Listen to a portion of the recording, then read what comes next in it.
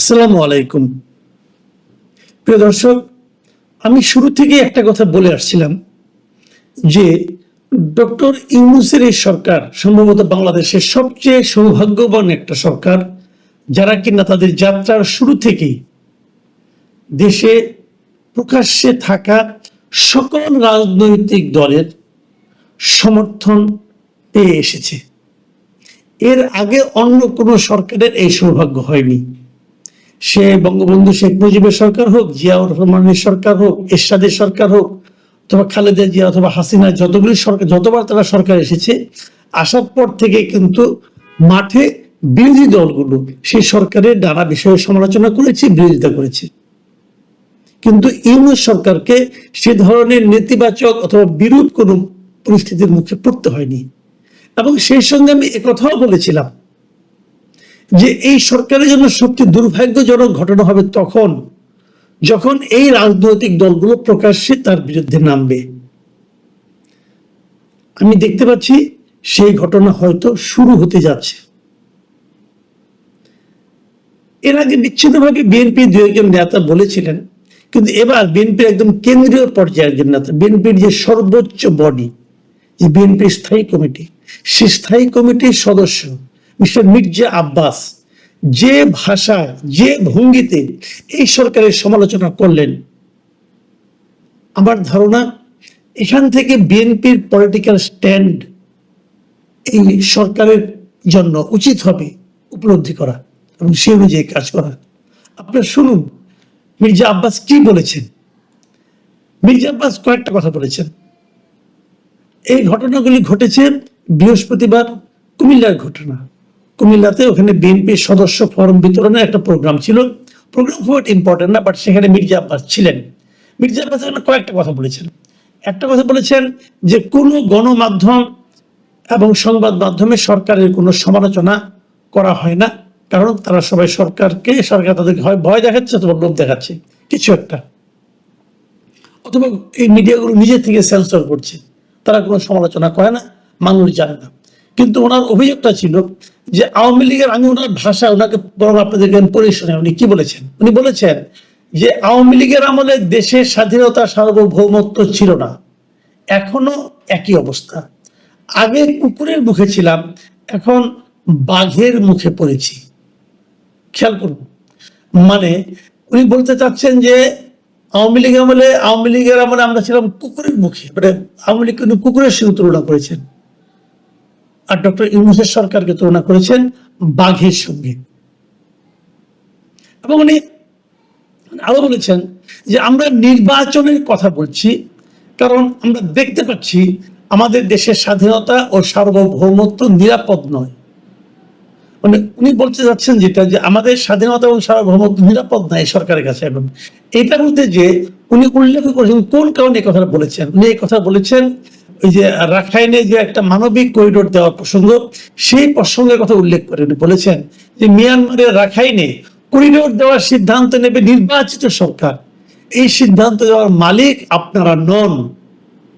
মানে ইউনূস সরকারকে লক্ষ্য করে উনি বলেছেন, এবং সেই জন্যই উনি বলেছেন যে এদের হাতে আমাদের স্বাধীনতা ও সার্বভৌমত্ব নিরাপদ নয়।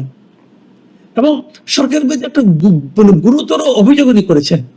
সে অভিযোগ উনি করেছেন যে এই সরকার নাকি গত 8 মাসে দেশ থেকে নাকি এই সরকারের আমলে গত 8 মাসে 90,000 কোটি টাকা পাচার হয়েছে। এই অভিযোগটা আমার কাছে খুব মারাত্মক একটা অভিযোগ মনে হয়েছে, যে 90,000 কোটি টাকা পাচার হয়েছে এই সরকারের আমলে। এই হিসাবটা মির্জা আব্বাস সাহেব কোথায় পেলেন, এটা আমার জানার খুব ইচ্ছা। আমি এটা কিন্তু উড়িয়ে দিচ্ছি না, কারণ ওনার মতো লোক এরকম আবল তাবল কথা বলবেন, মাঠ গরম করার জন্য বলবেন, এটা আমি নিজে বিশ্বাস করি না। উনি একটা বড় নেতা, বড় দলের বড় নেতা, ওনার কাছে নিশ্চয়ই একটা হিসাব আছে। মানুষকে বিভ্রান্ত করাও তার কাজ হবে না। ওনার উচিত হবে বলা যে কি কারণে ফিগারটা উনি 90,000 কোটি টাকা পেলেন, কোথায় পেলেন, কিভাবে পেলেন। এই হিসাবটা ভাই আমি একটু জানতে চাই, কারণ এই ধরনের কাজ যদি এই সরকার করে থাকে, তাহলে আমি তো মনে করি দেশের জনগণের উচিত হবে এখনই এই সরকারের বিরুদ্ধে আন্দোলনে নামা, যে আন্দোলনের নেতৃত্ব আমরা বিএনপির কাছ থেকে আশা করি।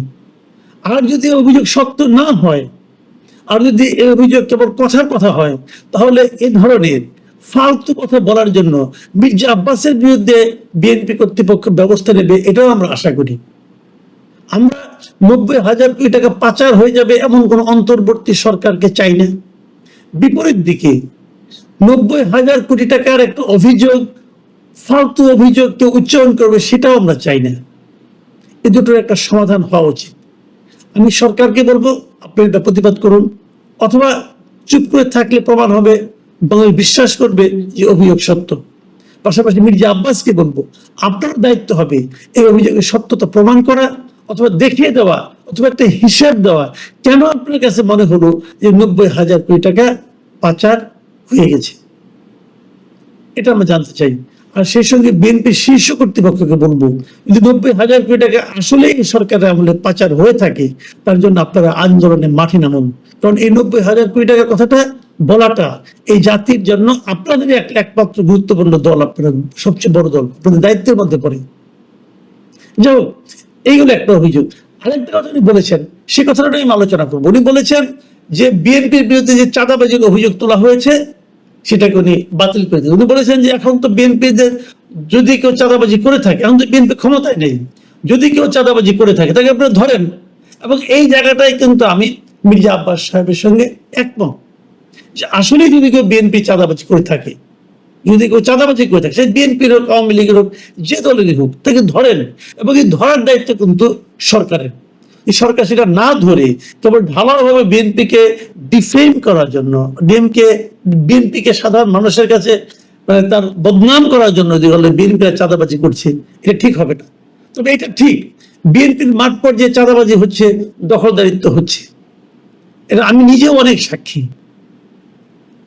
আমি তো বাংলাদেশের নাগরিক, তাই না? আমি প্রয়োজন এগুলি একদম টু দা পয়েন্ট উদাহরণ দিয়ে দেখিয়ে দেবো কোথায় কোথায় বিএনপির লোকজন, ছাত্র দলের লোকজন চাঁদাবাজি করছে এবং দখলদারি করছে, জবরদখল করছে। এরকম অনেক উদাহরণ আমার কাছেও আছে, সেগুলো আমি দেখিয়ে দেবো। কিন্তু তারপরে আবার কথা, যদি এরকম করে থাকে, সরকারের তো উচিত, সরকারের আইন শৃঙ্খলা বাহিনী তো উচিত, পুলিশের তো উচিত ওই লোকগুলিকে ধরা। পুলিশ কেন ধরে না? তার মানে সরকারকে তাদেরকে ধরতে না করেছে? এমন হতে পারে কিন্তু সরকার বললো তোমাদের ধরো না, বিএনপি বদনাম টদনাম হোক, এরকমও হতে পারে। সেই বিষয়গুলো কিন্তু দেখতে হবে।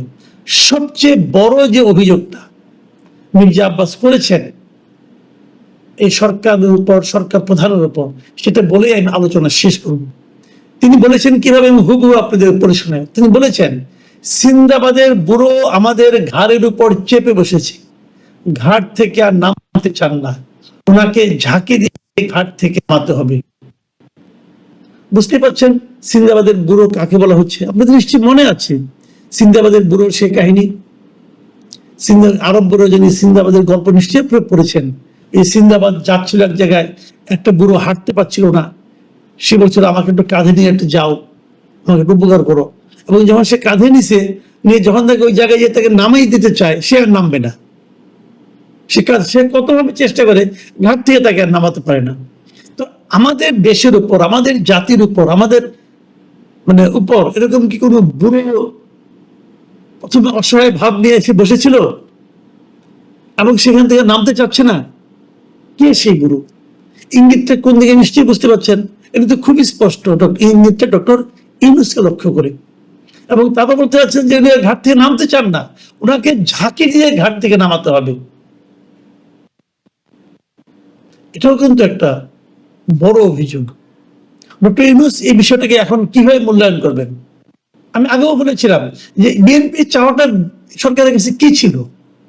চাওয়াটা ছিল যে একটা নির্বাচন দেওয়া দ্রুততার সঙ্গে, এবং সেই সঙ্গে একটা নির্বাচনের রোড ম্যাপ ঘোষণা করা। এই সরকার কেন তা করছে না? এবং করছে না বলেই কিন্তু এখন এ সমস্ত কথা এই বৃদ্ধ বয়সে ডক্টর ইউনূসকেও শুনতে হচ্ছে। আমি ডক্টর ইউনূসকে অনুরোধ করব যে দ্রুত আপনার করণীয় কাজগুলো করুন। যে প্রক্রিয়া করছেন এটা কোনো ভালো প্রক্রিয়া না। এইভাবে যদি করতে থাকেন আরো অনেক কথাই শুনতে হবে, আর অনেক কথা আপনার জন্য সম্মান বয়ে আনবে না। এবং মানুষ কিন্তু মিলিয়ে দেখবে অভিযোগগুলো কিন্তু একদম মিথ্যা। তখন এই ঝাঁকির কাজটা ওই রাজনৈতিক দলগুলো সহ সাধারণ মানুষে করবে। আমার মনে হয় সেটা আপনার জন্য খুব উপভোগ্য হবে না। প্রিয় দর্শক, এখন এ পর্যন্তই।